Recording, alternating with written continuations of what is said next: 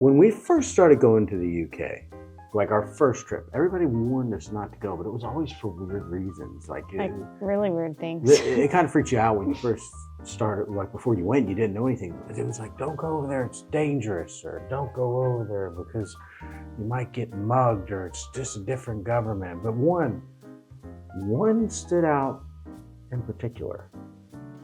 They said, do not go to the UK, because that shit's haunted.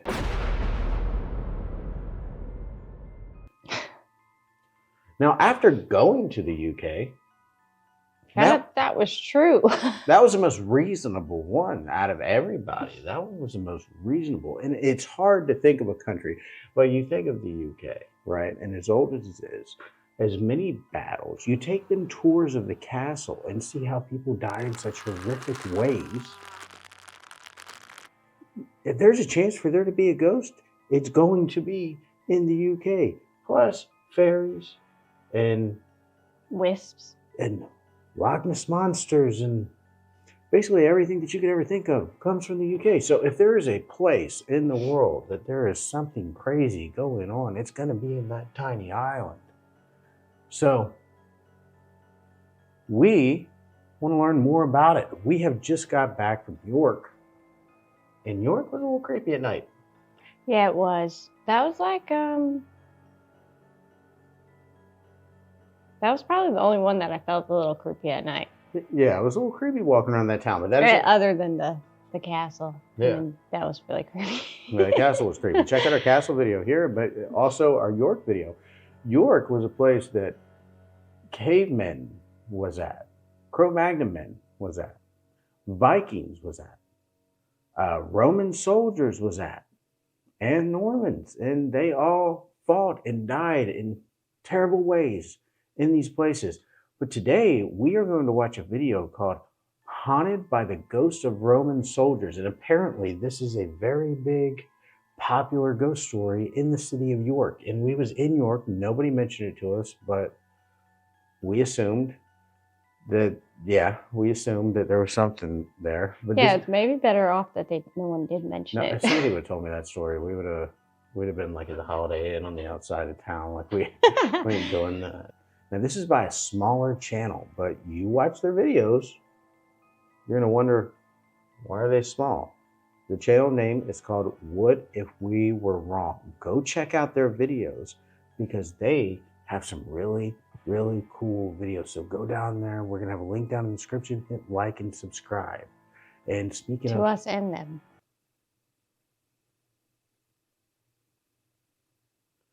No, I'm not. Well, so YouTube did this new thing, right? And I don't know what the hell it is. Like, it's called Hype. What is that? I don't know. I just seen it the other day under one of our videos, and it's like, do you want to hype this video? And I was like, I'm not like 12, but I guess so. Like, I don't know. Like, sounds good enough. So, like, I clicked the button to hype our own video. Is that weird? Anyway, this is drawing on too long. Way too long. These are our Patreons who help support us with our charities, our adventures, and everything else. We are going to watch some spooky stuff because we like spooky stuff, and it is getting to be spooky season. I am Rich TRIPPIN. And I'm Tiffany. Let's watch the video.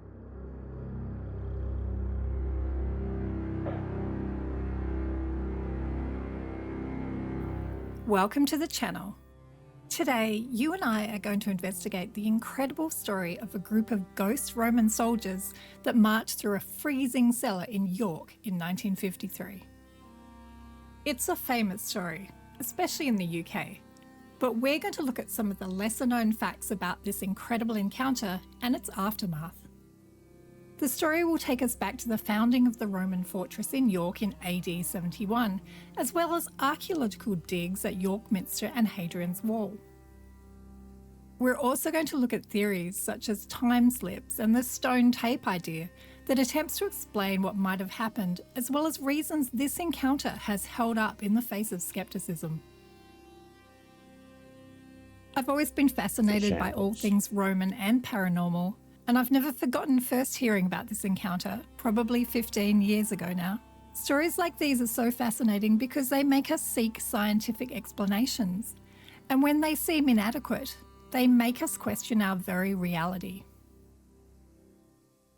The story begins on a typically chilly February day in 1953 in York, which is in the county of Yorkshire in northern England. Harry Martindale is a plumber's apprentice, new to the job, and is just 18 years old. Following orders from his boss, he's been working in the cellar of one of the most... That man looked like he had an honest face. He didn't look 18. Well, no, Tiffany, time's passed, but I just want to point out, I think it's important when you're about to hear an account or tell from somebody, you should judge their face. True. For first impressions, the way that man was holding that wall, petting that wall, I felt like he didn't have nothing to hide. He was like, Don't touch me. historic houses in York, the Treasurer's House. This extraordinary house had been built as the residence of the York Minsters, with parts of it dating back to the 12th century. By the 1950s, the house was the property of the National Trust. We'll look at the house and its surroundings in more detail later in the video. As with many of the grand houses in the UK, it needed a lot of upkeep, and Harry was in the cellar alone, knocking a hole in the vaulted ceiling to install new heating pipes. The rest of the heating engineers and plumbers were busy upstairs. For Harry, it is day 2 of working down in the cellar by himself on the morning of February 22nd. There is one single light source coming from a light in the ceiling above him. The shadows it cast must have been eerie as it swung slightly in the cold air of the cellar. He's using relatively basic tools for the job of chiselling through the thick ceiling, and he had a short ladder that he had placed on a nice flat part of the cellar floor. This area was slightly different from the rest of the floor, as it had been excavated and he thought it looked old. But he wasn't interested in it. He didn't want to investigate anymore. He had a job to do. He began working at the ceiling again when he suddenly experienced something that would change his life. Here he is telling it in his own words. Just before lunchtime, I started to hear the sound of a musical note. There was no tune, just a blaring of a note. And I thought, well, someone had a wireless on in another part of the building. And the sound got louder and louder, and I realised at the same time the sound was actually coming from the wall here. And when I realised this, I just glanced down in line with my waist on the right-hand side here, and I saw that a figure had come out of the wall. What I was looking at was the top of a helmet with the plumes on. Now, I knew whatever it was shouldn't have been here in the cellar with me, and through the shock and the terror of seeing this, I just stepped back off the ladder, landed on my backside, and then scrambled into the corner of the cellar there. When I looked at the figure, it was almost a complete figure of a Roman soldier. He came out of the wall, walked at a slight angle towards the wall opposite, and as soon as he cleared the wall, then a horse came out of the wall behind him, with the Roman soldier sat astride it. Now, once the horse had cleared the wall and was going through the wall opposite, then Roman soldiers came out in twos. Now, I was in no fit state to count them as if they were going into the ark, but there were at least 20 of these Roman soldiers appeared here. At this point, an absolutely terrible... okay, I want to point something out here real quick, right? So he's down in a cellar, right? And one thing that like gives me, like, this might be real. You know why? Why? Because when we went to York, we went into York Minster. When we walked into York Minster, you walk down to the bottom of York Minster, like the basement area. And even from there, because the way the earth works is just like dirt goes on top, and I make that and say history is literally built on top of history there. So you're in the basement of the church, and still another foot down is the actual Roman road. So the idea that they're walking, he's in like a basement or a cellar, and they're walking across in the cellar actually makes a lot of sense. That would be the Roman road. That's where they would have been walking. Yeah. And could you picture that them ghosts walk around them city all the time? Nobody sees them because they're walking underground. Ooh, that's weird. Yeah. What if most ghosts are walking their path underground because of that? Yeah. Terrified Harry leaves his tools and runs upstairs. He runs into the curator of the house on his way, who takes one look at him and ominously says, "So you've seen the Roman soldiers then?"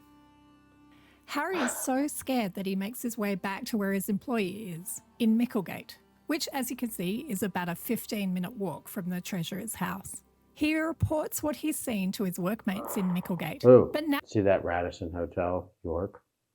That's where we stayed. But naturally, they assume he's either making the story up or might even be drunk.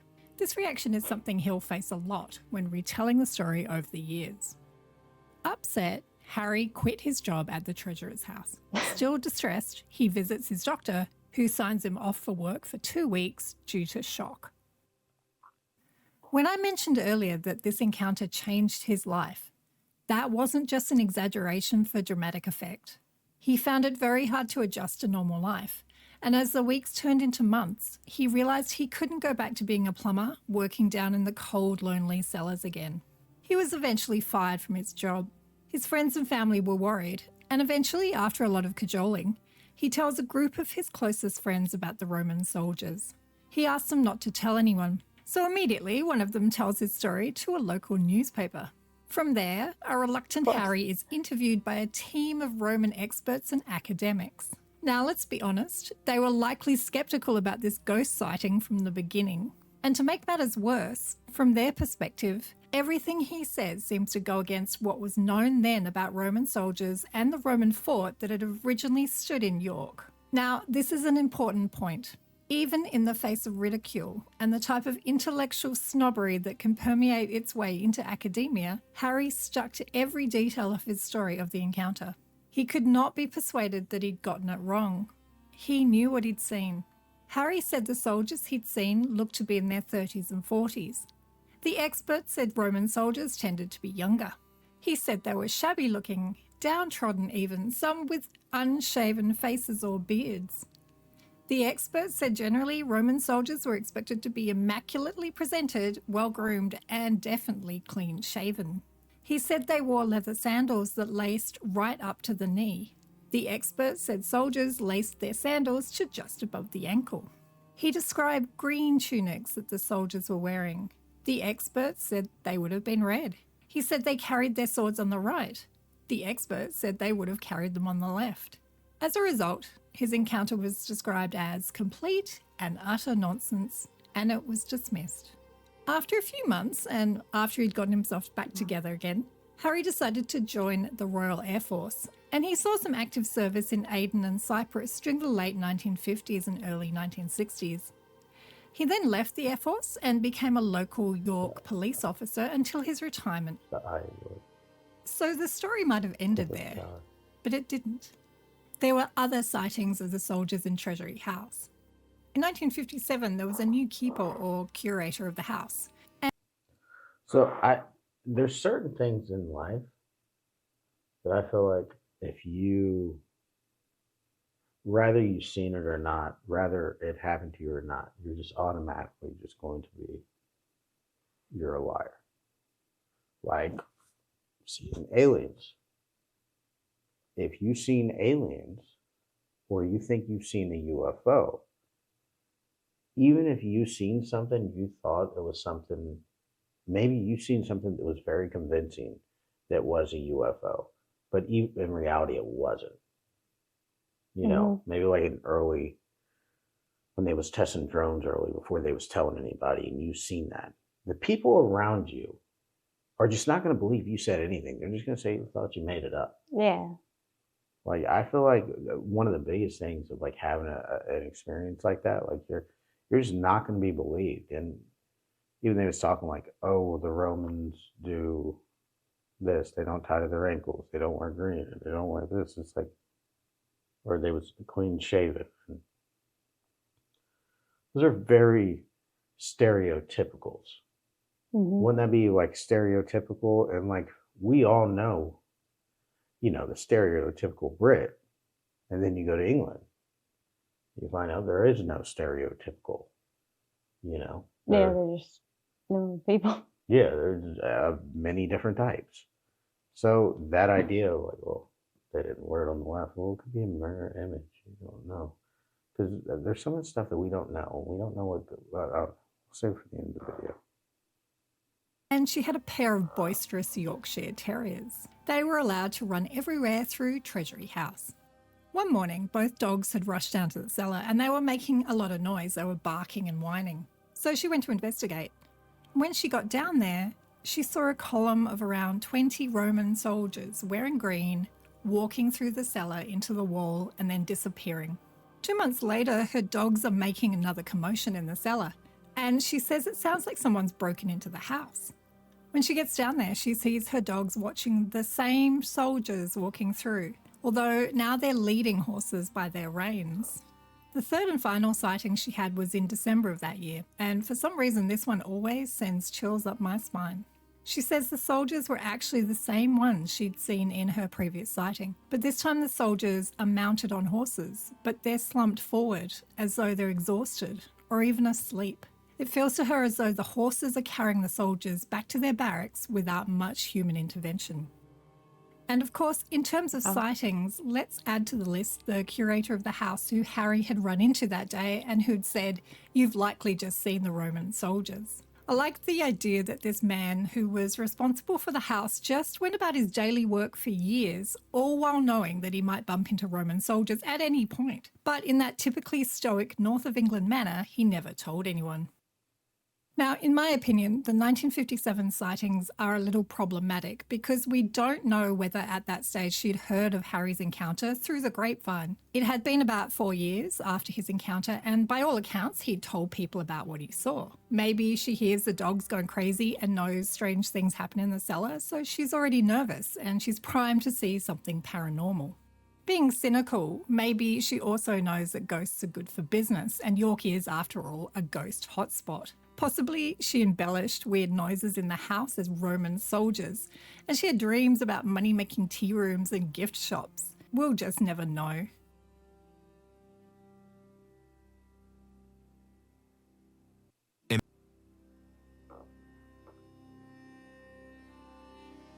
In 1967, it was discovered that the central tower of York Minster Cathedral, which weighs 16,000 tonnes, was catastrophically sinking due to weak foundations. Emergency underpinning gave archaeologists an opportunity to excavate the area. By what was all accounts an absolutely epic effort, by 1969 they had uncovered the remains of the north corner of the headquarters, known as the Principia, of the Roman fort of York. Back then it was known as Arboricum. Suddenly the pieces were starting to fit together. The Treasury House grounds would have been a major part of the military garrison in the fort that lay under the York Minster's foundations. But not only that, later excavations showed that Treasurer's House is located on top of one of the major roads in Arboricum, the Via Decumana, which is located under the present-day Chapter House Street, right where the cellar is. It's almost certain that Roman troops entering and leaving the fort would have travelled on this road, likely via the northeast gate of the fortress, which is now underneath the medieval walls, but it's thought to have remained intact. Now, the military garrison was located where Petergate is today and covered the whole of the site now occupied by York Minster. 2 Roman legions were stationed in York, the 9th Legion from AD 71, and later the 6th Legion, which left York soon after AD 400. So it's important to point out that in 1953, when Harry had his sighting, it was known that York had a Roman history, but they didn't know the detail of it yet. That was to come later. But, amazingly, the story gets even better. An archaeological discovery made at Hadrian's Wall showed that auxiliary troops during the 4th century used round shields, similar in size, shape and description to those seen by Harry. In all likelihood, they also laced their sandals up to their knee, and they also wore green skirts. These were a different type of soldier. They weren't Roman citizens, and they could be from all parts of the Roman Empire. They're an older cohort of men who would serve for at least 25 years, and then would potentially be given better legal status within the empire. Although we know that the only units known to be permanently stationed in the fortress at Arboricum were the 9th and the 6th Legions, There is evidence of training facilities that these auxiliary soldiers would have used in the northeast of York. I'm not going to get into a lot of detail around Roman York. There's a lot of fantastic information on Arboricum, archaeological finds, and the life of Roman soldiers in mainstream media and on YouTube. I've included some links in the description below if you're interested in delving more into the mark the Romans left on Britain. But suffice to say, everything Harry had described in his encounter turned out to be archaeologically accurate. After the influx of the new evidence of the Roman fortress and the appearance of the auxiliary Roman soldiers in Roman Britain, Harry's story suddenly started to gain traction. Keep in mind he hadn't spoken about his encounter except occasionally to close friends and family for almost 20 years. But in the early 1970s, a historian called Richard Felix contacted Harry and persuaded him to talk about his story for a show called The Ghosts of York. It's a fantastic story, and Harry made such a believable witness that it took off, and he was subsequently featured in a number of books and shows, as well as giving tours of the cellar at Treasury House.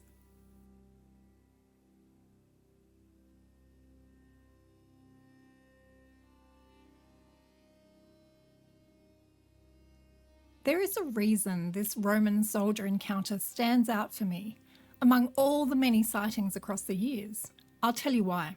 The fact that he gives details of these auxiliary group of Roman soldiers, rather than the usual stereotypical Roman legionaries that everyone in England would have known about at the time, is one thing that makes his sighting more believable. So let's go with the idea that Harry made it all up.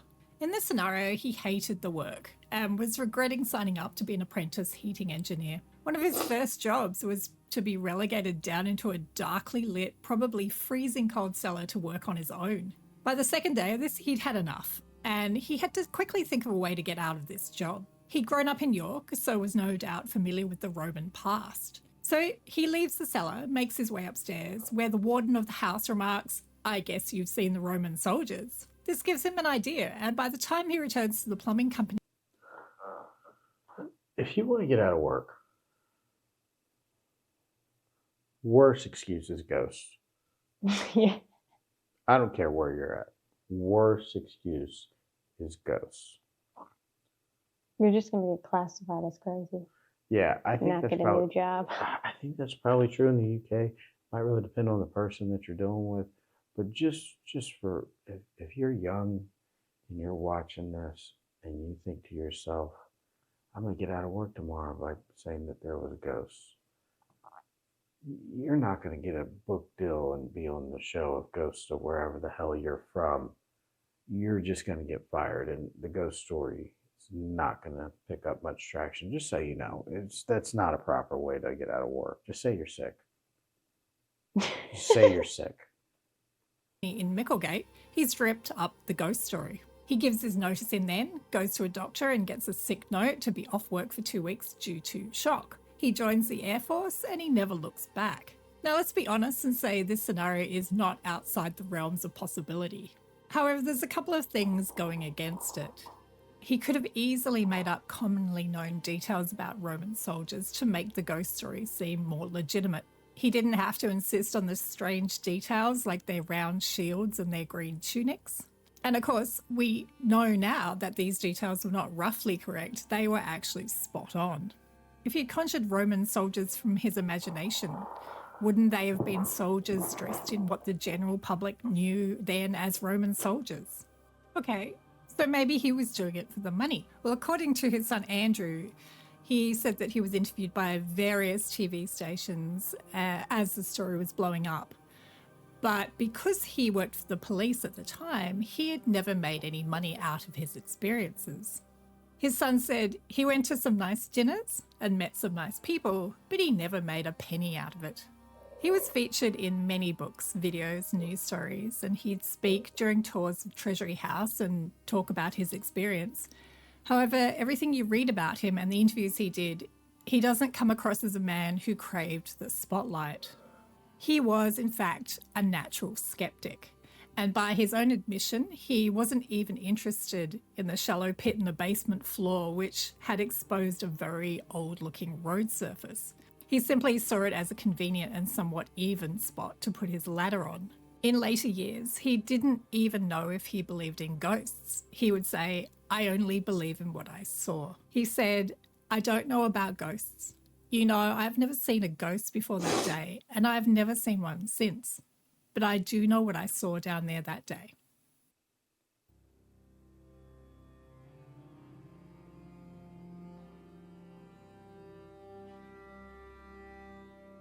There are, of course, a multitude of other sightings of Roman legionaries in York and across England, which we're not going to go into, as fascinating as they are.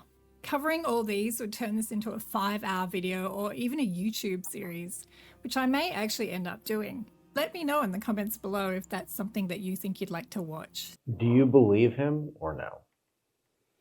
I don't know, because to be honest, I feel very odd about these things. I never know what to think of them. So, I feel like the more we learn, right? The more I feel like as people, like the more we learn, like we take certain things as like superstition or something like that, and then like the more that we learn about the world and just the universe and how crazy it is, it's more or less, yeah, ice machine. It's more or less. Or is it? Roman soldiers. Only thing Dad walked through here would be like a hillbilly. We don't know that much about the world or the universe.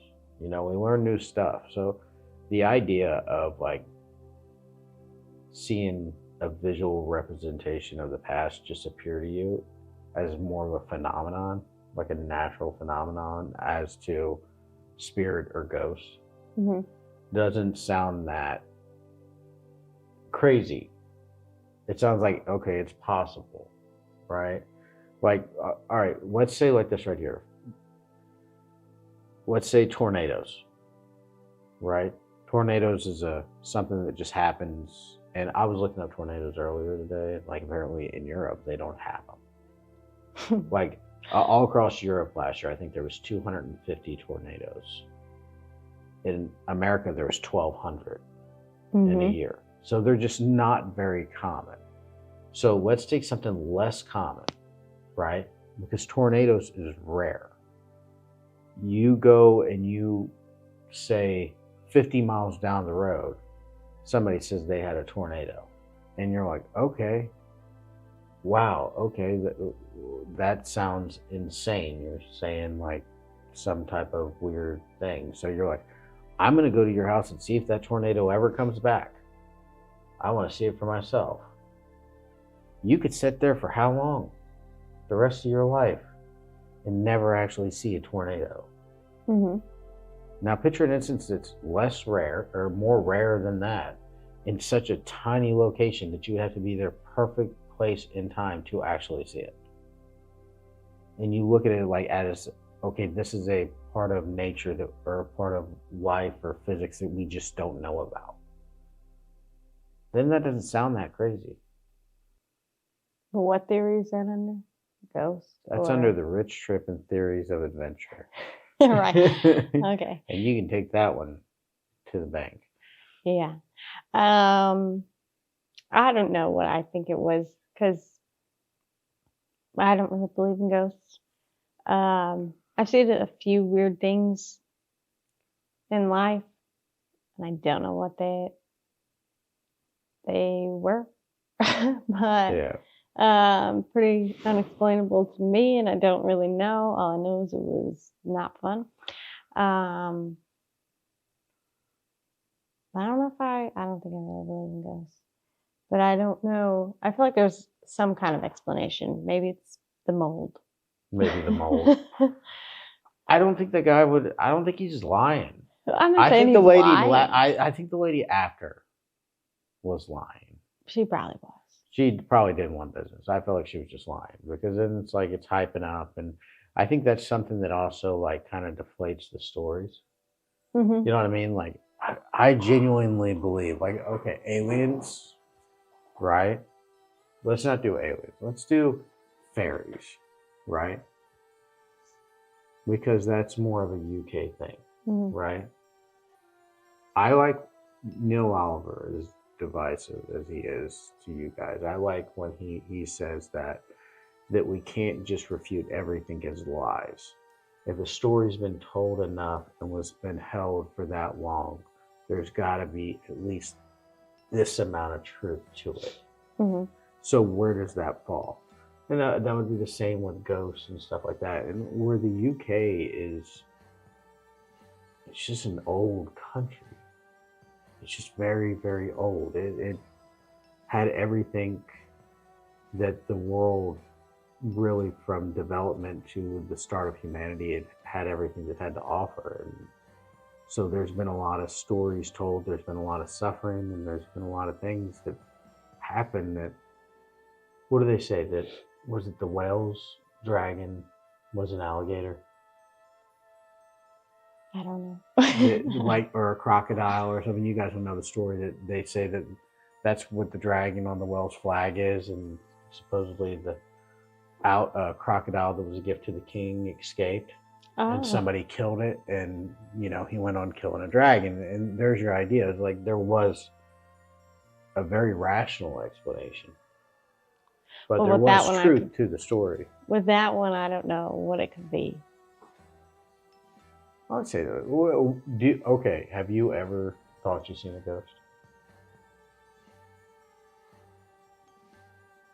Well, I just remember seeing this one thing one time, and it was just like a black figure thing, and I really didn't think ghosts.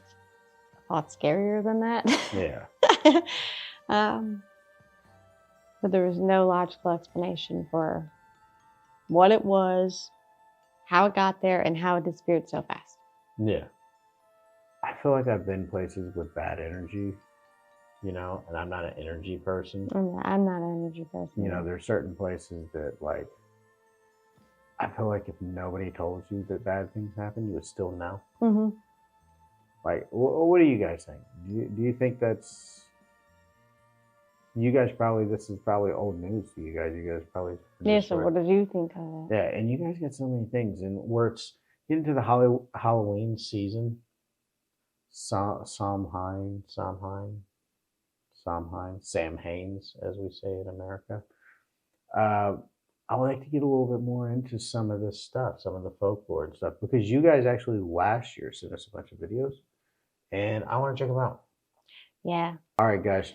Check out that channel. What If We Were Wrong? Thank you to our Patreons. I want, as soon as we get done with this, we're going to shoot a little video, give you an update on our lives and Tiffany, and that's going to be available on our Patreon and an update on the channel. With that, I am Rich. And I'm Tiffany. And that is some creepy Roman soldiers in New York.